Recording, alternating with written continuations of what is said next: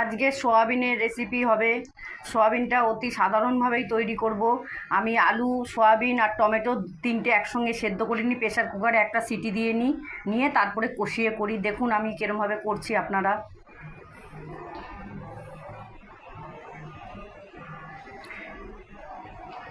3 চামচ, 4 চামচ, 5 চামচ, 6 চামচ, আপনারা যেরকম তেল খান সেরমভাবে দেবেন। আমি একটু তেল বেশিই লাগে আমার, তাই তেলটা একটু বেশি করে দিলাম।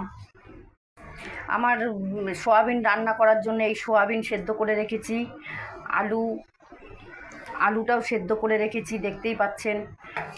পেঁয়াজ কুচিয়ে রেখেছি, এখানে হচ্ছে গোটা জিরে আছে, শুকনো লঙ্কা, তেজপাতা, টমেটো সেদ্ধটাও রেখেছি সাইডে। এবারে তো কালারিং লঙ্কার গুঁড়োগুলো তো দেবই, আপনারা দেখতেই পারবেন কিভাবে করছি।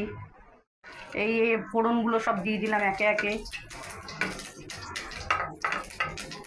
দেখতেই পাচ্ছেন ফোড়নটা হয়ে গেছে। এবারে পেঁয়াজগুলো ঢেলে দিচ্ছি, পেঁয়াজটা ব্রাউন কালার হবে, তারপরে একে একে সব দেওয়া হবে।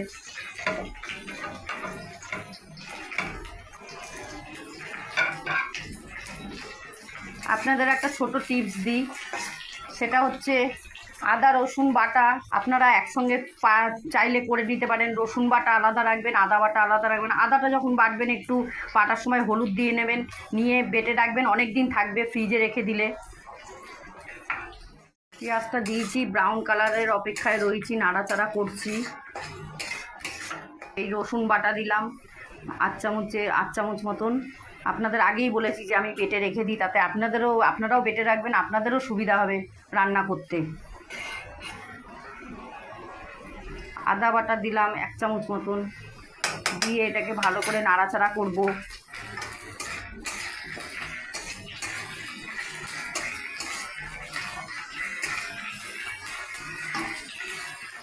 দেখতে পাচ্ছেন টমেটো সেদ্ধটা দিয়েছি। আপনারা ভাবতে পারেন যে টমেটোটা কেন সেদ্ধ করে নিচ্ছি, এটা আমি এরমভাবেই করি, আপনারাও করে দেখবেন কেমন লাগে।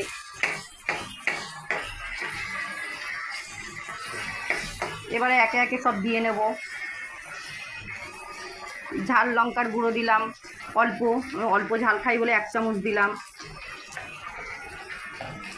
ধনে জিরের গুঁড়ো দিলাম 1 চামচ, আর 1.5 চামচ মতো দিলাম। কালারিং লঙ্কার গুঁড়ো দিচ্ছি, কালারিং লঙ্কার গুঁড়োটা একটু বেশিই লাগে আমার। 2 চামচ, 3 চামচ, 4 চামচ মতো কালারিং লঙ্কার গুঁড়ো দিলাম। হলুদ আপনারা বুঝে শুনে দেবেন। দেখতেই পাচ্ছেন যে তেলটা ছেড়ে এসছে। আমি নুনটা দিলাম 2 চামচ মতন, আপনারা স্বাদ মতন দেবেন। চিনি একটু হাতের আন্দাজ করে অল্প একটু দিলাম স্বাদ হওয়ার জন্য। দিয়ে আবারও কষাবো, আর একটু কষিয়ে নিয়ে আলু সয়াবিনটা দিয়ে দেবো। আলুটা কিন্তু আমি ভেজে নেইনি, আপনারা যদি মনে করেন ভেজে নেবেন নিতে পারেন, আমি ভেজে নেই না তাই ভাজলাম না। আলুটা দিলাম, দিয়ে নাড়াচাড়া করব।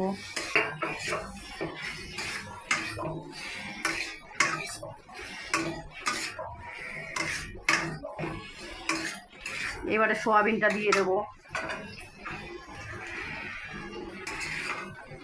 সোয়াবিনটা আমি একটু কম সিদ্ধ করলে পরে একটু মাংসের মতো ভালো লাগে খেতে, তার জন্যে। আপনারা আবার একটু জল দিলাম, জল দিয়ে আর একটু নাড়াচাড়া করব, করে পুরো জল দেবো একটু পরে। একটু নাড়াচাড়া করে নিই, মশলাটা যাতে সব জায়গায় ঠিকঠাক মতন লেগে যায়। এই জলটা দিলাম, এবারে আন্দাজ করে 1 কাপ মতন জল দিলাম। আর একটু দেবো, আর একটু লাগবে।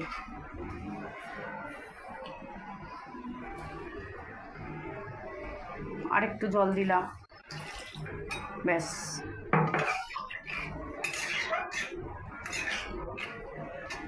অল্প মশলায় একটু হালকা করে সোয়াবিনটা করছি। গরম মশলা দিলাম অল্প, বেশি দিলাম না, আমাদের বেশি গরম মশলা খাই না বলে। আপনাদের আরেকটা টিপস দিই, আমি এখন করিনি যদিও বা, তবুও আপনাদের বলছি, খাড়া গরম মশলা এনে মিক্সিতে গুঁড়ো করে আপনারা ঘরে রেখে দিতে পারেন, সেটাও আপনার চটজলদির সময় লাগতে পারে। একটু ঘি দেব। এবারে আমার রান্না কমপ্লিট।